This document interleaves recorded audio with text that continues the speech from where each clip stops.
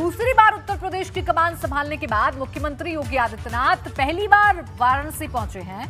अपने 2 दिन के दौरे पर वाराणसी पहुंचे मुख्यमंत्री योगी आदित्यनाथ ने रात में काशी विश्वनाथ कॉरिडोर में पहुंचे और बाबा विश्वनाथ की पूजा अर्चना की। इसके पहले मुख्यमंत्री योगी आदित्यनाथ काल भैरव मंदिर भी पहुंचे और वहां पर बाबा काल भैरव के दर्शन और पूजा की। वहीं वाराणसी पहुंचते ही शनिवार की शाम को मुख्यमंत्री योगी आदित्यनाथ ने वाराणसी के अफसरों के साथ जिले में चल रहे विकास कार्यों की समीक्षा बैठक की। इस बैठक में वाराणसी पुलिस के आला अफसर भी मौजूद थे, जिनसे सीएम योगी ने वाराणसी की कानून व्यवस्था की जानकारी ली। साथ ही कल वाराणसी में नेपाल के प्रधानमंत्री के दौरे को देखते हुए सुरक्षा की तैयारियों की भी जानकारी ली। अपने वाराणसी दौरे के दूसरे दिन यानी कल मुख्यमंत्री योगी आदित्यनाथ नेपाल के प्रधानमंत्री की अगवानी करने वाले हैं और दिन भर सीएम योगी नेपाल के प्रधानमंत्री के साथ ही मौजूद हैं।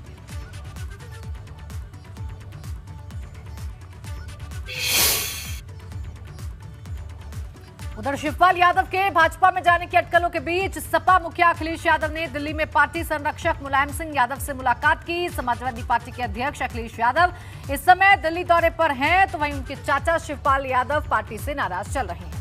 चाचा की नाराजगी की खबर के बाद सपा अध्यक्ष ने अपने पिता मुलायम सिंह यादव से दिल्ली में मुलाकात की। वो थोड़ी ही देर में दिल्ली से लखनऊ के लिए भी रवाना होंगे। बता दें कि चाचा शिवपाल यादव अखिलेश से नाराज चल रहे हैं और वो भी सपा संरक्षक मुलायम सिंह यादव से मुलाकात कर चुके हैं।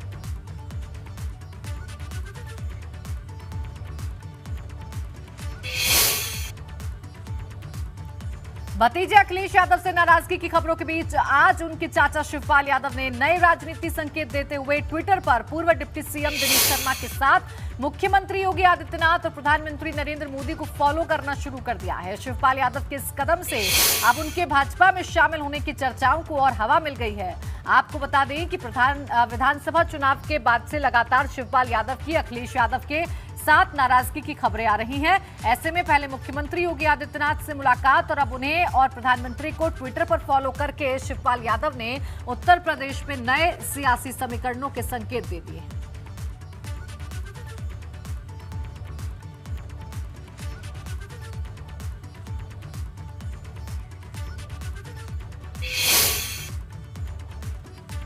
4 दिनों की शिवपाल यादव की सियासत को अगर आप समझना चाहते हैं तो हम आपको 2 तस्वीरों के जरिए समझाएंगे किस तरीके से शिवपाल यादव लगातार चर्चाओं में बने हुए हैं और सियासी बाजार में अब कैसे अटकलें लग रही हैं। आइए आपको दिखाते हैं। 30 मार्च को शिवपाल यादव योगी आदित्यनाथ से सीएम आवास जाकर मिले और आज ट्विटर पर पीएम सीएम योगी और डॉक्टर दिनेश शर्मा को उन्होंने फॉलो कर दिया है, पर्सनली फॉलो किया है, उनकी पर्सनल आईडी को फॉलो किया है, जिसके बाद अब ये कयास लगाए जा रहे हैं कि क्या भाजपा के होने वाले हैं शिवपाल यादव, क्योंकि अपने घर में अपने भतीजे से वो नाराज चल रहे हैं, खुलकर अपनी नाराजगी जाहिर कर चुके हैं और लगातार उनकी जो नजदीकी है वो बीजेपी के बड़े नेताओं से देखी जा सकती है और अब ट्विटर पर फॉलो करना कहीं ना कहीं बड़े सियासी घटनाक्रम की तरफ इशारा कर रहा है।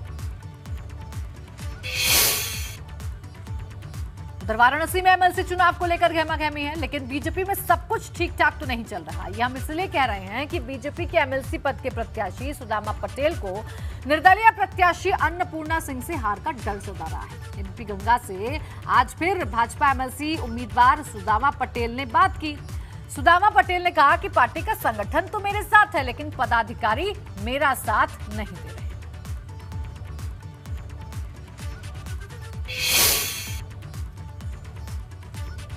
में एमएलसी चुनाव को लेकर घमासान जारी है। एबीपी गंगा खबर दिखाता ही नहीं है बल्कि उस खबर की तह तक जाता है और एक बार फिर हम यहां के एमएलसी पद के बीजेपी प्रत्याशी सुदामा पटेल के पास पहुंचे हैं। हमने आपको लेकर आपके बयान को दिखाया और जो सामने वाला जो माफिया तंत्र है आपने उस पर भी आरोप लगाए कि ऐसी स्थितियां हैं। तो क्या चल रहा है वाराणसी की जो एमएलसी की सीट है उसे लेकर भारतीय जनता पार्टी के खेमे में क्या चल रहा है? भारतीय जनता पार्टी का संगठन मेरे साथ है, चुनाव की अच्छी तैयारी चल रही है, लेकिन हमारे कुछ पदाधिकारी हमारे साथ नहीं आ रहे हैं और हमारे साथ दिखाई नहीं दे रहे हैं, इसकी थोड़ी कमी। सुदामा जी, आपने जो बातचीत की एबीपी गंगा से, तो किसके दबाव में है, किसके दबाव में पदाधिकारी हैं और उसे लेकर आपका कदम क्या है? लाजमी है कि यहाँ एक अपराधी किस्म के लोग यहीं बनारस जेल में बंद रहेंगे तो हमारे पदाधिकारी भी दबाव में रहेंगे। लोगों को डर है कि ऐसे लोगों के सामने लड़ने के लिए कोई हिम्मत नहीं करता है तो पदाधिकारी प्रचार करने से भी कहीं न कहीं हिचके। सवाल यह है कि आपको बीजेपी ने प्रत्याशी के तौर पर उतारा, अब पदाधिकारी आपके साथ नहीं खड़े हैं, तो क्या लग रहा है कहाँ कमी रह जा रही है? कमी आपकी ओर से है, संगठन की ओर से है, पदाधिकारियों की ओर से है, या उनके दबाव का परिणाम है? संगठन तो मेरे साथ है। संगठन चाहता है कि मोदी जी का क्षेत्र है, यहाँ चुनाव जीतना जरूरी है। डॉक्टर सुदामा पटेल जब चुनाव मैदान में आए हैं तो चुनाव जीतने के लिए आए हैं, इसलिए संगठन तो साथ है, लेकिन पदाधिकारी थोड़े दबाव में हैं, इसलिए पदाधिकारी दिखाई नहीं देते हैं।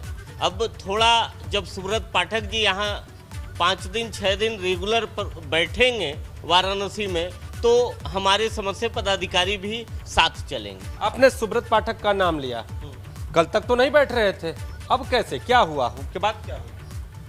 नहीं, उससे पहले भी एक दिन आए थे, बैठक लिए थे, उनको जिम्मेदारी 1-2 दिन पहले ही मिली है वाराणसी के लिए, तो बैठक लिए फिर गए हैं और 1 दिन 2 दिन में तैयारी करने के लिए सभी विधायकों को टास्क दिए हैं, ब्लॉक प्रमुखों को टास्क दिए हैं। उतनी तैयारी करने के बाद वो कल आने के लिए तय।